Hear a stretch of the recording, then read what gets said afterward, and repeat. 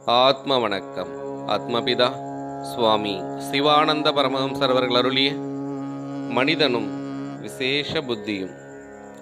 உங்களுடைய தொழுவத்தில், அதாவது மாட்டு கொட்டகையில் பிறந்துள்ளதோ அல்லாவிட்டால் 4-5 வருடங்களாக உங்களுடைய பராமரிப்பில் இருக்கின்றதோ ஆன பசுமாடோ, காளை மாடோ, எருமையோ, எருமை கிடாவோ, இவற்றில் ஏதேனும் ஒன்றை அமாவாசை இரவில் மிகவும் கடினமாக மழை பெய்யும் பொழுது அது முன்பு போகாததும் அறியாததுமான ஒரு காட்டிற்கிடையே ஓர் ஆற்றை கடத்தி 10-20 நாழிகை தூரம் சிறுத்தை, புலி முதலானவற்றால் அதற்கு இம்சை ஏற்படாததுமான ஓர் இடத்தில் அதை கட்டாமல் விட்டு நீர் திரும்பி வந்தால், அதை யாரும் பிடித்து கட்டாமல் இருந்தால், அது எப்படியாவது திரும்ப உங்களுடைய வீட்டிற்கே வந்து சேருவதில்லையா?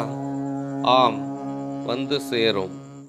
எனில் நம்மில் மனிதரென்று அபிமானித்து வருகிற இருகாலி ஜீவியான ஒருவரை பகல் நேரத்தில் சாதாரணமாய் ஜனங்கள் அதிகமாக நடமாடிக்கொண்டிருக்கிற ஒரு பாதை வழியாக 10-15 மைல் தூரத்தில் முன்பு போகாத ஒரு பட்டினத்தில் நீங்கள் அழைத்து கொண்டு போய் அந்த பட்டினத்தின் நடுவில் அவரை விட்டு நீங்கள் திரும்பி வந்தால், அவருக்கு வேறொருவர் உதவி இல்லாமலோ வழியை கேட்காமலோ முதலில் புறப்பட்டு போன இடத்திற்கு திரும்பி வந்து சேர முடியுமா? வேறொருவருடைய உதவி இல்லாமலோ வழி கேட்காமலோ திரும்பி வர முடியாது. அதென்ன காரணம்?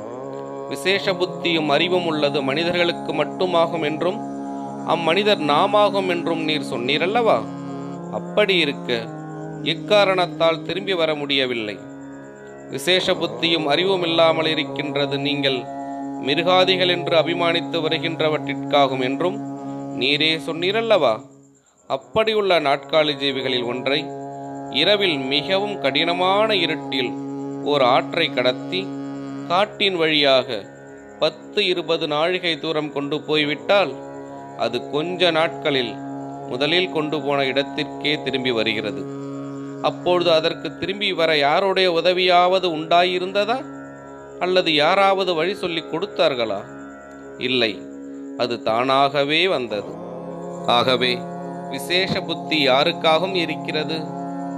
அது மிருகங்கள் என்று நாம் அபிமானித்து ஸ்தாபித்து வருகிறவர்களுக்காகும். விசேஷ புத்தி உள்ளவர் யாராகும்? மனிதராகும். அப்பொழுது மனிதர் யார்?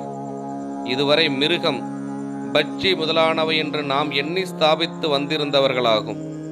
அப்பொழுது மிருகங்கள் யார்? இதுவரை மனிதரென்று அபிமானித்து ஸ்தாபித்து வந்திருந்தவர்களாகும் மிருகங்கள். மனிதனும் விசேஷ புத்தியும் தொடரும். ஆத்ம வணக்கம்.